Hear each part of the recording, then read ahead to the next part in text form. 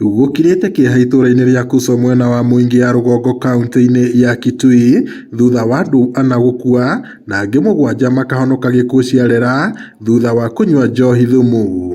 Kũringana na arĩa mahonokete ũgwati ũyũ nĩ atĩ maragũrĩte njohi ĩyo kuma kũrĩ mwendia ũmwe oro ta ũrĩa mamenyerete, ona gũtuĩka thutha wa ihinda inini gũtirĩ ũramenyaga ũrĩa kũrathire na mbere.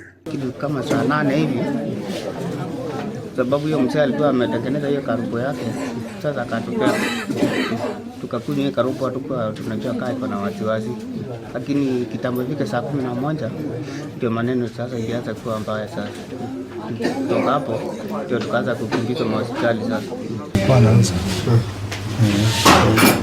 alikuwa anauza ndio akaendelea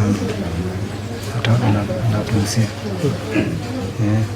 Hata yeye ameathirika kwa nini alikuwa ameathirika.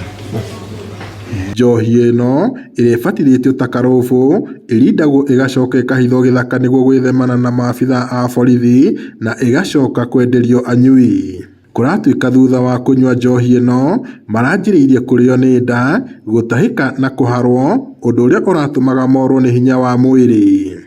Sasa inaonyeshana kwamba wakati mzee alitoa pombe kwa nyumba, mahali alienda kuweka hapo ndio aliwekwa sumu.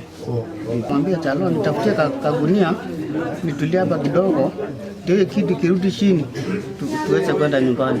Sasa mzee kutulia tu kwa kagunia hakuamka hapo. Mĩĩrĩ ya arĩa makuĩte ĩtwarĩtwo nyũmba-inĩ ya kũiga mĩĩrĩ ya thibitarĩ ya Kuso Level 4, gũkũ no arĩa marahonokire hamwe na mwendia wa njohi ĩyo magĩthiĩ na mbere na kwamũkĩra ũrigiti thibitarĩ-inĩ oro ũcio. Rĩrĩ nao maabitha a ũgitĩri makĩambĩka ũthuthuria mbaranginyo nĩguo kũmenya kĩhumo gĩa thĩna ũyũ. Ngiribotera Inooro TV, niĩ njĩtagwo Peter Mwangi.